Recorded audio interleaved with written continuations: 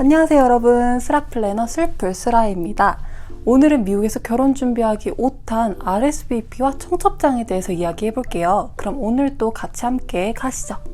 한국과 미국은 정말 다른 결혼식 초대 문화를 가지고 있어요. 한국은 결혼식 청첩장을 돌리기 위해서 직접 지인들을 만나고 같이 밥 먹고, 그리고 또 예신 예랑님들이 식사도 대접하고 디저트도 사주고 이러더라고요. 그리고 결혼식 날 어떤 친구들을 데려오든 상관이 없어요. 왜냐하면 식사 비용은 어차피 결혼식이 끝난 후 식권 수에 맞춰서 후불 결제를 하거든요. 하지만 미국은 아니에요. 미국은 일부러 지인들을 만나서 뭐 밥을 사주고 뭐 디저트를 사주고 청첩장을 주고 이런 문화도 없을 뿐더러, 그리고 미국의 결혼식은 뭔가 파티 문화인 것 같아요. 그래서 우리 둘이 결혼을 할 거라서 파티를 열 거야. 여기 초대장이고 올 수 있을지 없을지 나한테 얘기해줘. 좀 이런 느낌인 것 같더라고요. 그래서 꼭 결혼식에는 초대받은 사람만 올 수가 있고, 혹시나 하객분들이 동행을 데리고 가고 싶다고 한다면 미리 신랑 신부에게 얘기를 해서 자리를 먼저 세팅해주고 식사 준비를 할 수 있게끔 해주셔야 됩니다. 왜냐하면 미국은 한국처럼 후불제가 아니라 하객 인원 수에 맞춰서 미리 식사 비용을 결제하는 선불제이기 때문이에요.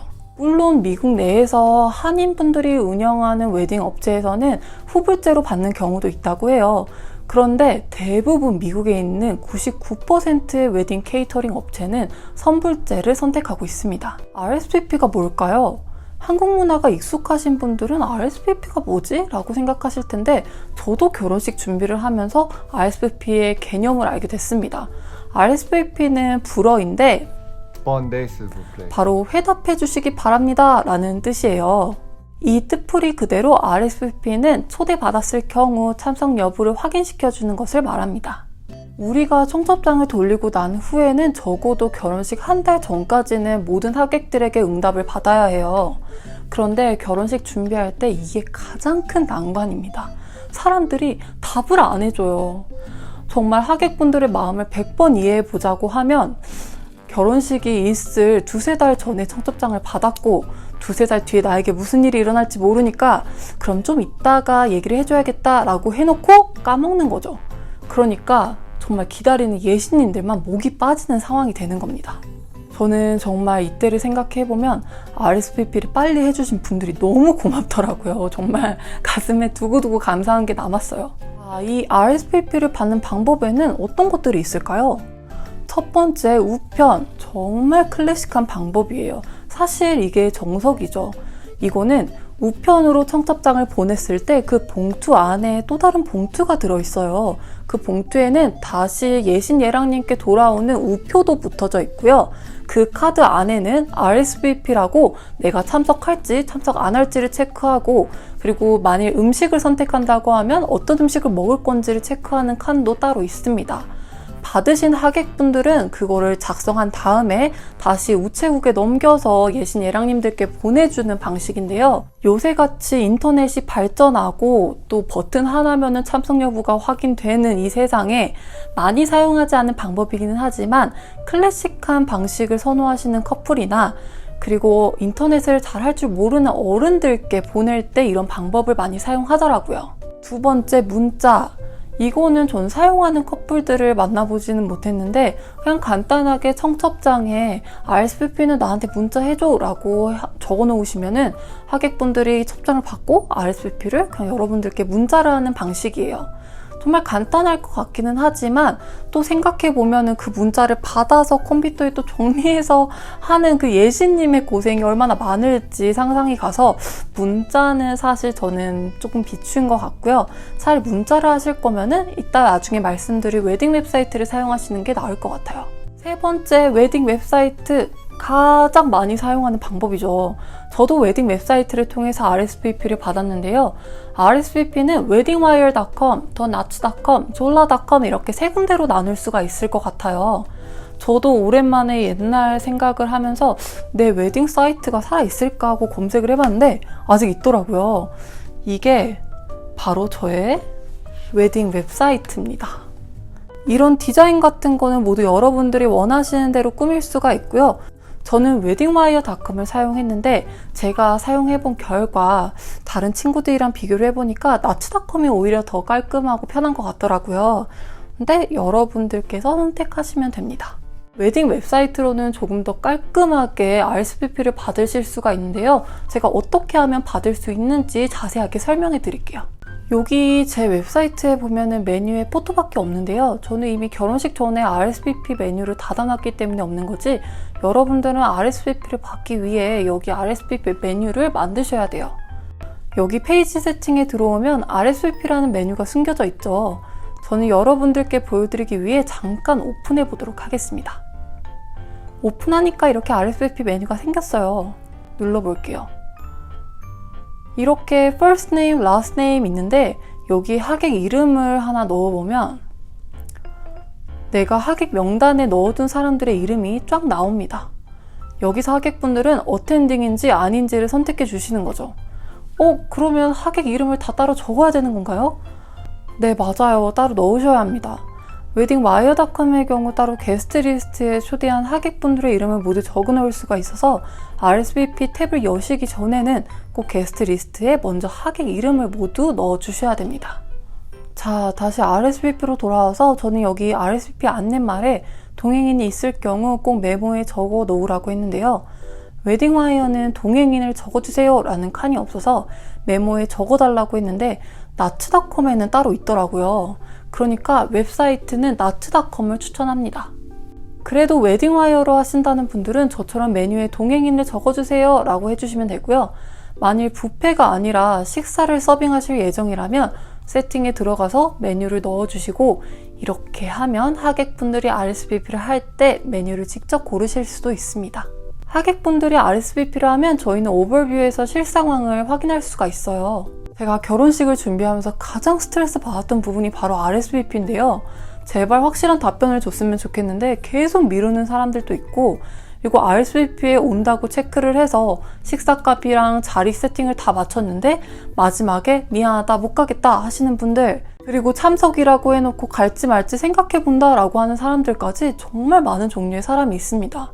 여러분들 한국은 식사값이 후불 지급이기 때문에 어떤 하객이 오든 안 오든 사실 상관이 없어요. 하지만 미국은 인원수를 확실하게 해놓고 정말 그것에 대한 식사값을 미리 지불하고, 그리고 돈뿐만이 아니라 정말 그 하객분들이 어디에 앉을 건지를 그 예신 예랑님들께서 다 세팅을 미리 해놓기 때문에 여러분들께서 마지막에 간다 안 간다 누구 데려온다 누구 안 온다 라고 하시면은 그 시팅 차트를 완전 다 뒤집어야 되는 경우가 있어요. 그러면 돈도 돈이지만 시간도 아깝고 정말 신랑 신부들에게 큰 스트레스를 주는 바로 가장 큰 원인입니다. 그러니까 꼭 안 오셔도 괜찮으니까 RSVP는 마감일까지 꼭 해주시는 게 가장 중요합니다. 정말 모르시는 분들이 많아서 많은 신랑 신부님들이 스트레스를 받으시는 것 같아요. 정말 여러분들 RSVP는 마감일까지 해주셔야 됩니다. 나 하나쯤은 괜찮겠지, 뭐 나 하나 안 가도 되겠지, 뭐 나 하나 누구 데려가도 되겠지 라고 생각하시면 안 돼요. 정말 테이블 시팅 차트가 정말 다 망가져서 너무 힘듭니다. 자, 이렇게 RSVP를 받는 방법에 대해서 알아봤는데요. 그러면 RSVP를 해달라고 보낼 청첩장에 대해서 알아봐야겠죠. 짠! 이게 저희 청첩장이었어요. 되게 예쁘죠? 여기 보면 성경 말씀에 저희들 사진을 그림으로 바꾼 이런 청첩장인데, 제가 인스타그램에 되게 눈여겨보던 계정이 하나가 있었어요. 근데 거기가 되게 청첩장도 그렇고 결혼용품, 그리고 베이비 샤워, 뭐 젠더 리뷰 뭐 이런 것까지 정말 예쁘게 디자인을 해주시더라고요. 그래서 계속 눈여겨보고 있다가 와, 결혼식 때 꼭 청첩장 해야지 라고 했는데 이렇게 소원 성취를 했습니다. 정말 저와 감성 취향이 비슷하다고 하시는 분들은 여기 정말 추천할게요. 전 여기서 청첩장뿐만이 아니라 플레이스 카드랑 그리고 뭐 테이블 넘버, 그리고 뭐 사인북 이런 것까지 다 했고, 저희 방에 보면은 막 이렇게 말씀 적혀 있는 플래그가 있는데 그것도 다 여기서 했어요. 정말 저랑 취향이 너무 비슷하셔가지고 저는 앞으로 이제 베이비 샤워나 뭐 이런 행사가 있을 때 항상 여기에 맡길 예정입니다. 정말 강추해요. 여튼 청첩장에는 어떤 내용이 들어가야 될까요? 저는 여기 성경 말씀에 저희 그림, 이름이랑 뭐 시간, 장소, 그리고 웨딩 웹사이트 주소를 여기 적었어요. 그런데 제가 여기서 실수를 하나 한 게 있는데 혹시 뭔지 맞춰보실래요? 제가 뭘 실수했을까요? 바로 RSVP 마감일을 안 적어놨어요. 그래서 여기 보면은 For more information please visit 여기 웹사이트라고 적혀 있는데 언제까지 해달라는 말이 없으니까 사람들이 이제 헷갈리기 시작한 거죠. 뭐 안 해줘도 되는 건가? 언제까지 해줘야 되는 거지? 그래서 RSVP를 늦게 했다는 사람들이 꽤 있었어요. 왜냐면 대부분 청첩장을 받고 바로 들어가서 RSVP를 하는 게 아니라 나중에 뭐 내 상황 봐서 해야겠다라고 하는데 이 청첩장을 계속 가지고 있을 게 아니잖아요. 이걸 잃어버리면은 이제 RSVP를 해야 할 방법을 모르시는 거죠. 그렇기 때문에 여러분들은 저와 같은 실수를 하지 마시고 꼭 RSVP는 언제까지 해주세요 라고 적으시는 걸 완전 꼭 유의하셨으면 좋겠습니다. 그러니까 청첩장에 꼭 들어가야 할 내용은 날짜, 시간, 장소, 웨딩 웹사이트 주소, 그리고 마감일까지 꼭 적으셔야 됩니다. 한국은 대부분의 청첩장이 폴딩식으로 돼 있어가지고 뭐 날짜, 시간은 물론이고 뭐 부모님의 성함, 누구의 장남, 그리고 뭐 약도의 대중교통 이용 방법까지 정말 많은 정보들이 들어있잖아요. 그런데 미국은 딱 이렇게 심플하게 뒤에도 없어요. 심지어 딱 이렇게 신랑 신부 이름, 날짜, 시간, 장소 딱 이게 끝이에요. 굳이 청첩장에 부모님 성함을 넣는 경우도 없고요. 그런데 혹시나 한국 스타일을 선호하시는 분들은 한국 청첩장 회사에 문의를 해서 받으시는 경우도 있더라고요. 그렇기 때문에 이거는 취향에 따라 선택하시면 될 것 같습니다. 근데 저는 이렇게 미국처럼 심플한 느낌이 좋더라고요. 액자에 껴놔도 되게 예뻐요. 여기서 잠깐 TMI를 드리자면 미국에는 결혼식 날 하객들에게 보내는 카드가 총 4가지가 있는데요. 첫 번째는 결혼식 6개월 전에 우리의 날짜를 기억해달라고 하객들에게 보내는 Save the Date 카드, 그리고 두 번째는 결혼식 2-3달 전에 보내는 정식 청첩장 인비테이션 카드, 그리고 정식 청첩장과 함께 넣어서 반송되는 우표와 함께 붙여서 보내는 RSVP 카드, 그리고 결혼식이 끝난 후에 와줘서 감사하다고 보내는 땡큐 카드 총 이렇게 4가지가 있어요. 정말 클래식하고 정통적인 미국 결혼식을 하시고 싶다라고 하시는 분들은 세이브 더 데이트부터 땡큐 카드까지 다 하객분들에게 보내면 되지만 제 개인적인 의견으로는 조금 시간 낭비, 돈 낭비지 않나 라는 생각이 들더라고요. 그래서 저는 그냥 인비테이션 카드만 보내시는 걸 추천드리고요. 그리고 땡큐 카드를 보낼 때 저는 따로 손편지로 다 땡큐 카드를 보내지는 않았지만 저희 결혼식 날 하객분들이 오셔서 사진 찍고 한 게 있었어요. 그래서 포토부스에 있는 사진들을 다 JPG 파일로 해서 그거를 다 하객분들의 메시지로 보내드리고 그리고 제가 만든 땡큐 카드를 그냥 메시지로 보냈습니다. 이거는 뭐 여러분들이 선택하시는 부분이기 때문에 여러분들이 편하신 방법을 선택하시면 되고요. 정말 정석으로 하시려면 Save the Date부터 땡큐 카드까지 다 하시는 게 맞습니다. 자, 오늘 이렇게 RSVP와 청첩장에 대해서 알아봤는데요. 저는 그냥 농담으로 제 성격은 RSVP 받기 전과 후로 나뉜다고 해요. 그때 스트레스를 너무 많이 받아서 성격도 예민해지고 더 못돼진 것 같더라고요. 그런데 여러분들은 저처럼 이렇게 마음고생하지 마시고 정말 수월하게 정말 RSVP를 한 번에 다 받을 수 있기를 제가 정말 진심으로 기도하고 응원하도록 하겠습니다. 자, 다음 영상에서는 예복에 대해서 알아볼 예정인데요. 저희의 웨딩드레스와 남편의 턱시도, 그리고 브라이드메이드랑 그룸스맨들의 드레스, 그리고 부모님의 예복까지 다 하나부터 10까지 여러분들께 알려드릴 예정이에요. 그러니까 다음 편도 기대해주세요. 여러분들의 좋아요와 구독은 언제나 저에게 큰 힘이 됩니다, 여러분. 그러면 다음번에 또 유익하고 재밌는 정보로 돌아오도록 할게요. 그럼 다음에 또 봐요.